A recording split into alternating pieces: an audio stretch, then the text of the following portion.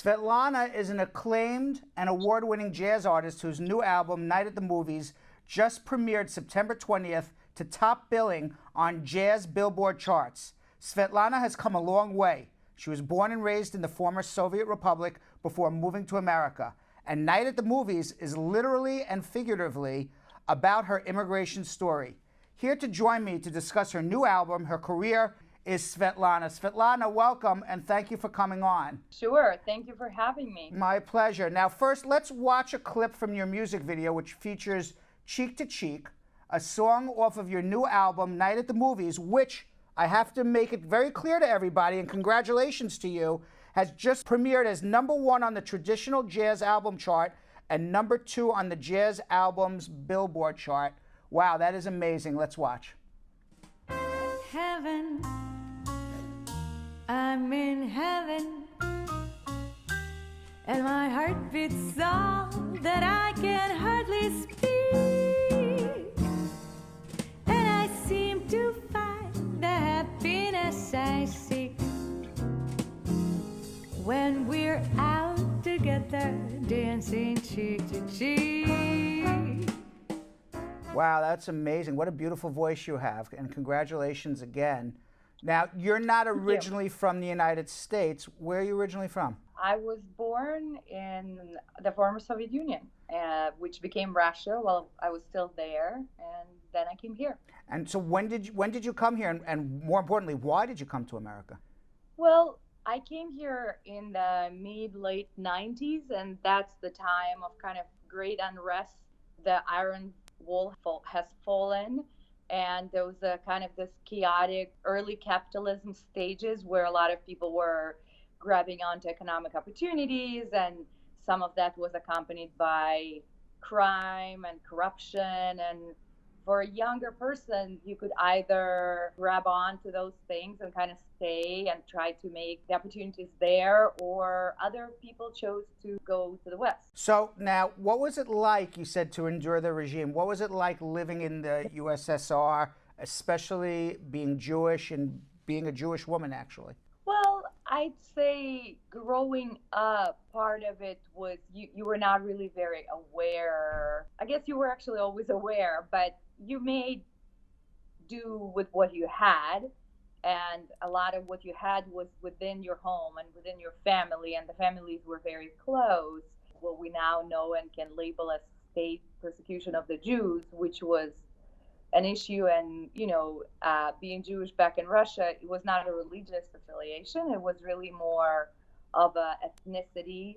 So you were easily identified on the street. It was something that was not a pleasant trait to have. You were prevented from particular jobs or universities. And again, it was not based on your religious affiliation. It was really based on your race. Did the Jews have to live in certain areas, or did they kind of congregate in certain areas where they were like Jewish quarters, or not really? No, not during Soviet times. During pre-Soviet times, there was a line that kind of surrounded big cities, and as a Jew, you could not live in a big city. So, for example, one of the reasons that Odessa, which is one of the large cities in Ukraine, has such high population of Jews, because it was one of the few big cities where Jews could go, but Jews could not go. They could maybe visit or have exceptions, but they could not live in Moscow. But that was before revolution, and that's why a lot of Jews joined the revolution and wanted to overthrow the Tsarist regime, because they were persecuted in a different way. During Soviet times, the machine turned on them.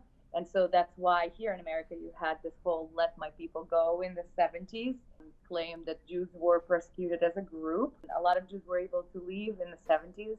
And then later, when the Iron Curtain fell, many more left as well. You know, I was in Moscow about 2 years ago, and they had just built a Jewish museum in Moscow about the persecution of the Jews throughout Russia. I thought it was actually very well done. They were very honest about it. So now tell me how it felt after being persecuted in Russia, how it felt to make it to America. It was indeed very freeing. But now, 20 years later, of course, I realized that there are other groups that are persecuted in a same or similar way as I was persecuted back growing up back home. Coming into this country, I was very unaware of a lot of internal dynamics of this country. So to me personally, it felt like a very, very freeing moment of my Right. life. Just on a personal, everyday level, nobody turned at me. I was in New York City, I lived in East Village among a very diverse group post-Bohemian time, shortly Right. post-Bohemian time. It was just beginning to be gentrified, but there was still a lot of artists and people from all countries, of all ethnicities, religions. It was just thrilling and infatuating to be part of this really, truly melting pot. I fell in love with that right away. I arrived to study at the New School for Social Research. I arrived to study nonprofit management. So did you leave most of your friends behind in Russia? Yep. And what are they doing now there in Russia? They if they came from educated families, and they were able to build some lives for themselves, either working for Western companies, all came for opportunities to the former Soviet Union, or part of the new banks and new plans that were kind of beginning at that time. So most of my friends work in this kind of upper middle class jobs, and some of them became very successful. Now, did you know anything about jazz before you came to America? Jazz is indeed a unique contribution that America has made to the world.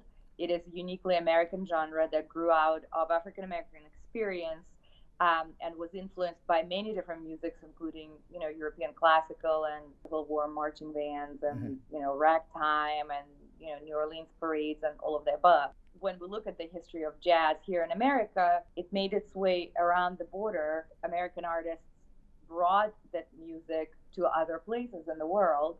So Soviet Union, very early on in the 20s and 30s, they got kind of a whiff of this music. Right. And because it was so freeing and so amazing, and it was, of course, in those early days accompanied by dance, right? A lot of the influence also came, if we think of swing band era as well, kind of the post-ragtime, post-blues era, people were fascinated with the dance as well. So through some trials and tribulations, especially during the Second World War in Russia, it became very popular because Soviets wanted to entertain the suffering people, the troops, and a lot of bands went around, and it kind of gave that raise to jazz.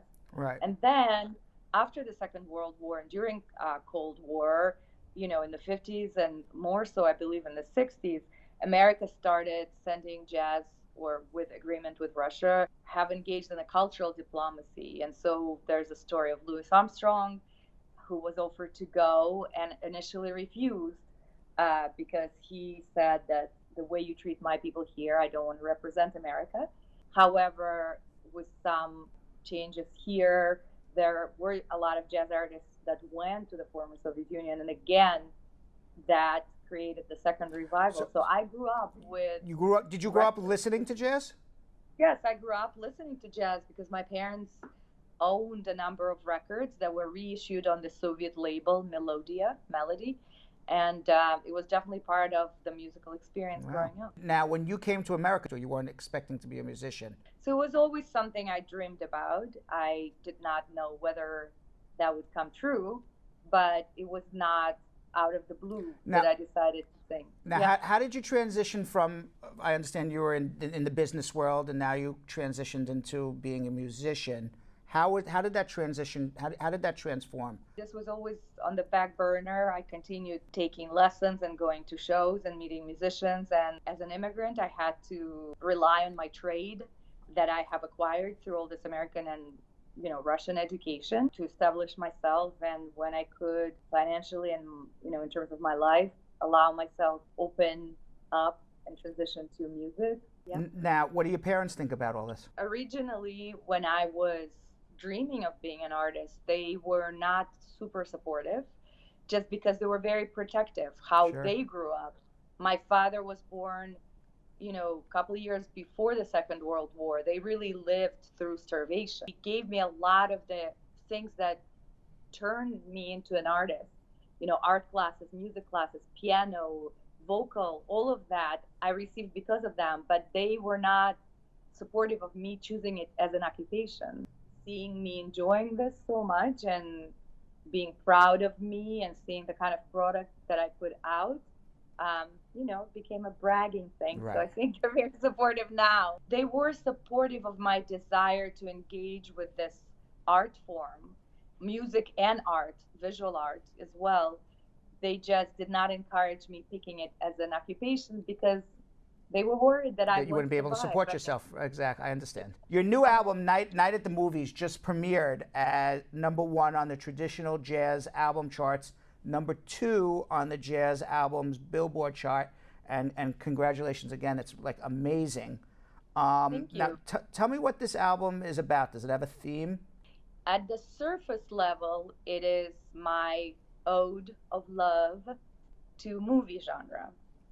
But if you look at the next level, kind of deeper, it's not just songs from movies from 1937 to 2017. All the songs have a theme of dreaming, escaping harsh circumstance through hard work, imagination, perseverance, just dreaming of a better life for yourself. And the songs that drew me in, it just dawned on me with amazement that they all either explicitly were about dreaming and immersing yourself in imagining a beautiful life for yourself or escaping something, or they were those metaphors like the song Smile that was from Charlie Chaplin, Modern Times, was actually written in the 30s as, we know Europe was going through horrible transformations in Hitler and Nazi regime kind of raising its head. And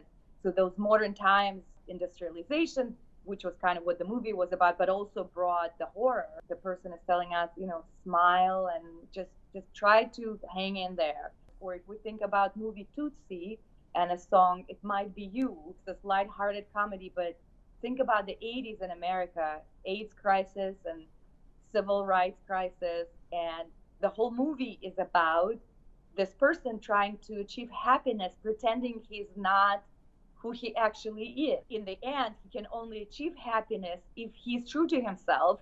And so the song, It Might Be You, will I recognize your face when I get to this place? It's actually, it has much deeper meaning inside of it. To me, it speaks of my dreaming and my coming to myself, both in becoming an artist and moving to America and, being able to be free with who I am, which is a lifelong process, but it has a much deeper meaning than just songs from movies. Now, you posted a really nice message on Facebook about the album's success, what it means to someone who started out in America as a young immigrant from the former Soviet Union. Michael Bublé's album, you knocked it off #2 for a bit, so it's quite an accomplishment. Let's be real, okay? Yes. Michael Bublé sells almost as many copies as I sold in 1 week. He sells it every week. Right, but you did it for at least 1 week so far, right? I did it for 1 week. So do you feel you're living the American dream, or do you feel you have a lot more to accomplish? Tell me what you think the American dream means to you. American dream to me, and this is a work in progress for every individual, but also for this country, okay, right now and always, is freedom.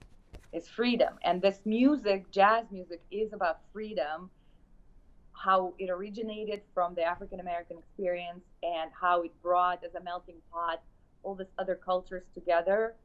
And so living American dream to me is when we are able to be who we are without fear and to be happy with who we are without fear. So when you're asking me if I achieved that dream, ask me when I'm on my deathbed. It's work in progress. Mm-hmm. Congratulations again, Svetlana. And Night at the Movies premiered #1 on the Billboard charts. And again, congratulations to you. And it was a beautiful voice that you have.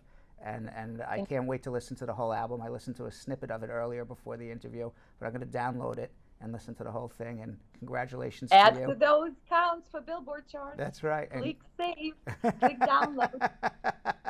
Don't just stream it. That's right. Download. Congratulations again. Amazing, Thank amazing. And thank you for spending some time with us. Of course. Thank you for having me. I Thank you. appreciate it. Take care.